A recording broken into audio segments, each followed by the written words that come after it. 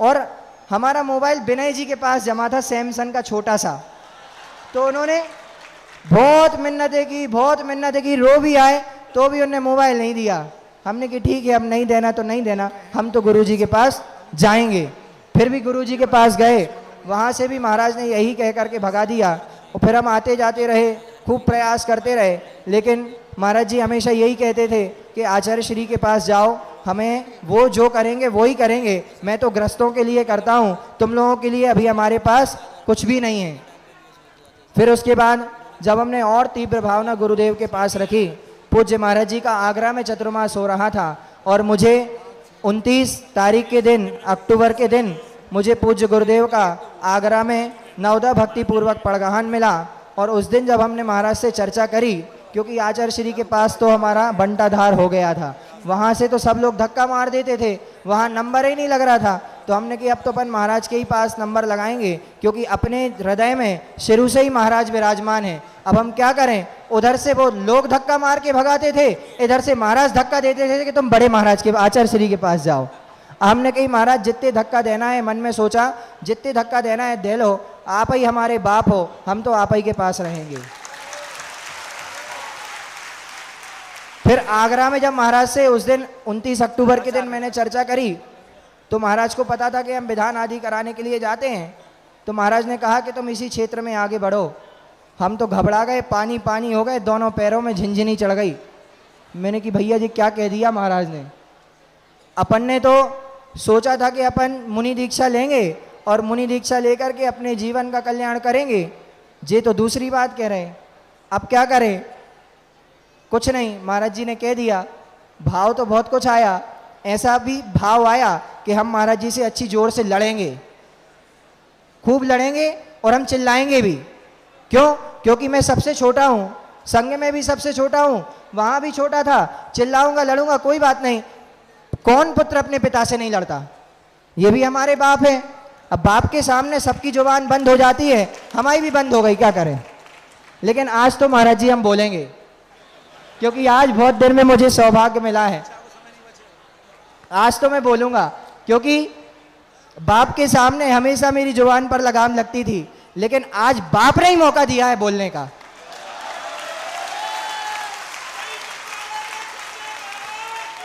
उसके बाद भी हम खूब लगे रहे।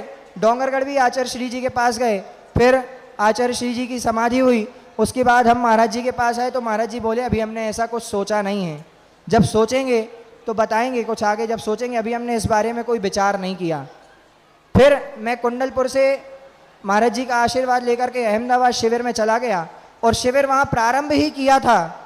पहला ही दिन मैंने सुबह क्लास पढ़ा के आया और दोपहर में वहाँ जाने का भाव हुआ महाराज जी के पास, तो 20 शिविर छोड़ करके महाराज जी के चरणों में भाग गया, क्योंकि मैं महाराज जी से निवेदन कर करके आ रहा था।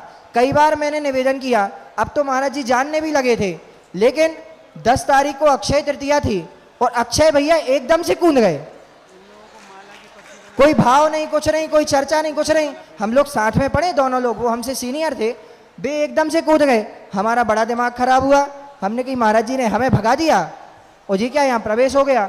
11 तारीख को हम अहमदाबाद से भगे और किसी को नहीं बताया, घर में भी फोन नहीं किया, कुछ नहीं किया, सीधे महाराज के चरणों में आकर के और अपना जीवन महाराज के चरणों में समर्पण किया। महाराज जी ने कहा अभी तो रहो, सोचेंगे, विचार करेंगे। और 23 मई 2024 को दमोह नन्हे मंदिर में पूज्य गुरुदेव ने हमको आजीवन ब्रह्मचर्य व्रत दे करके और हमारे घर परिवार का त्याग करा के और अपने चरणों में मुझे स्थान दिया था। आज पूज्य गुरुदेव के असीम अनुकंपा से मैं इस मुकाम तक पहुंचा हूं। और एक बात और मैं याद दिलाना चाहता हूं, महाराज जी के पास समय अधिक मिलता है, हम लोगों को खूब वात्सल्य देते हैं। यदि किसी को जानना है एक माता पिता अपने बालक का पालन पोषण कैसे करे, तो वो आकर के पूज्य गुरुदेव से पूछ लो, क्योंकि ये 2-4 नहीं, 5-5 हजार बालकों का पालन करते हैं। और उनका पालन तो करते करते हम लोग 18 भाइयों का पालन पोषण इस प्रकार करते हैं कि हम लोगों को आज तक कभी भी घर की रंच मात्र भी याद नहीं आई। हम सोचते इतने बड़े महाराज जिनके दर्शन के लिए लोग 4-4, 5-5 घंटे दरवाजे के बाहर खड़े हैं, बड़े बड़े लोग उनके चरणों में नतमस्तक हैं।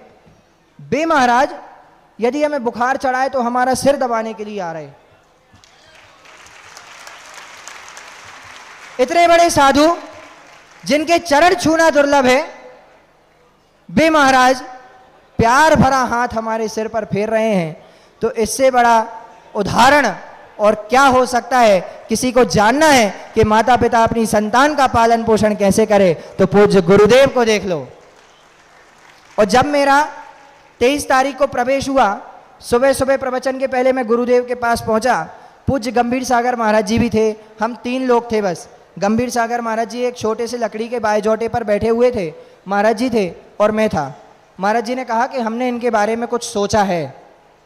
तो महाराज जी ने, गंभीर सागर महाराज जी ने मुस्कुराया और हंस करके पूज्य गुरुदेव को देखा। बोले पहले से आते रहते हैं, परिचित हैं। तो महाराज जी को देख करके कहा कि आप भी जानते होंगे। तो महाराज जी कहे नहीं मैं नहीं जानता। हमने कही, फिर महाराज जी ने हमारी तरफ देखा।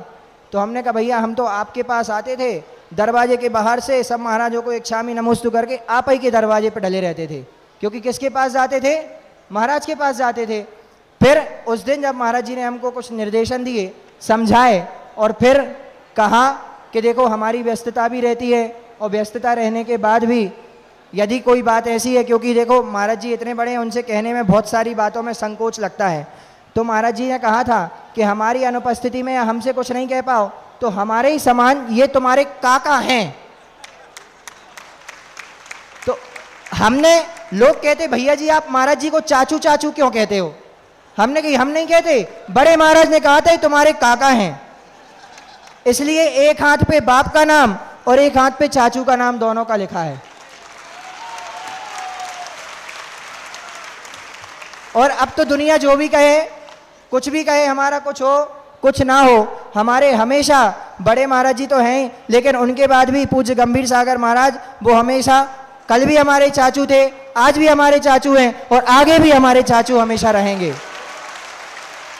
और बस कहना तो मुझे बहुत कुछ था, लेकिन अंत में जिन माता पिता ने मुझे जन्म दिया, मेरा पालन पोषण करके मुझे इतना बड़ा किया, ऐसे संस्कार दिए कि मैं इस मोक्ष मार्ग पर आगे पूज्य गुरुदेव के चरण सन्निधि में बढ़ रहा हूँ। उन माता पिता को भी मैं हमेशा कहता था कि अपने माता पिता के सिर रख के पैर पड़ो।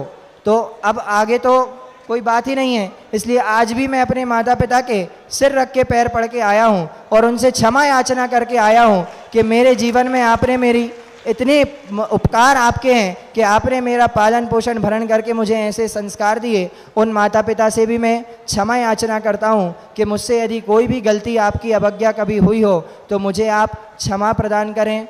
हमारी बहन, जीजा जी और छोटा भाई और सभी कुटुंबीजन से मैं भी क्षमा मांगता हूँ।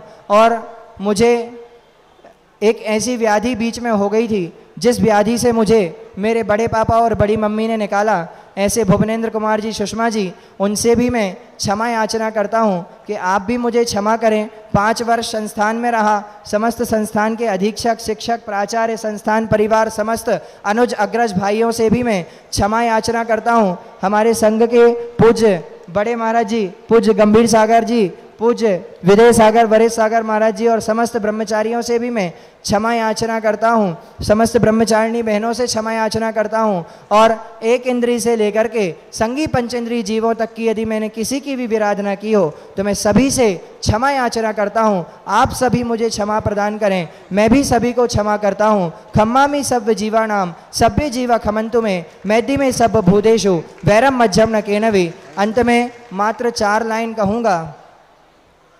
जन्म जन्म से भाव संजोए दीक्षा पाएंगे, नग्न दिगंबर साधु बन के ध्यान लगाएंगे। अनुकंपा का वरद हस्त यह हो, अनुकंपा का वरद हस्त यह मेरे सर धर दो। मेरी दीक्षा गुरुवर तेरे कर कमलों से हो। श्रद्धा भक्ति विनय समर्पण का इतना फल दो,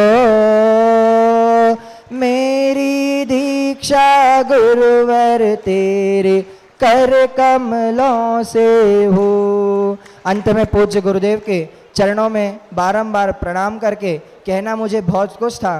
पूज्य गुरुदेव ने मुझे 3 बार मरते मरते बचाया है, ऐसे पूज्य गुरुदेव ने मेरे जीवन की रक्षा की है। इसलिए जीवन उन्हीं के चरणों में, जीवन की अंतिम श्वास तक प्रत्येक क्षण मेरा उनके पावन चरणों में समर्पित है, क्योंकि उन्हीं ने जीवन दिया है, उन्हीं ने प्राण दिए हैं, उन्हीं ने ये श्वासें दी हैं और वे ही हमारे श्वासों के स्वामी हैं। और हे भगवान, पूरे जीवन पर्यंत चाहे कुछ हो जाए, चाहे कोई मारे, चाहे कुछ भी करे, मुझे अपने प्राण भी देना पड़े तो मैं प्राण दे दूंगा, शीश भी काटना पड़े तो वो काट के आपके चरणों में रख दूंगा, लेकिन कभी आपकी आज्ञा का उल्लंघन नहीं करूंगा, आपकी आज्ञा का अक्षरशः पालन करूंगा। हे गुरुदेव, मुझे सिद्ध साक्षी जैनेश्वरी दीक्षा प्रदान करने की महती अनुकंपा करें। हे गुरुदेव, आपके पावन पुनीत चरणों में आत्मा के अनंत प्रदेशों से 3 दंड, 3 आवर्त, 3 प्रदक्षिणा पूर्वक बारंबार नमोस्तु नमोस्तु नमोस्तु। बोले परम पूज्य भावी तीर्थंकर भगवान आचार्य गुरुदेव श्री सुधा सागर जी महाराज की। आया दीक्षाओं का महोत्सव, चलो सब सुधा सागर जी के द्वार। आया दीक्षाओं का महोत्सव, चलो सब सुधा सागर दरबार।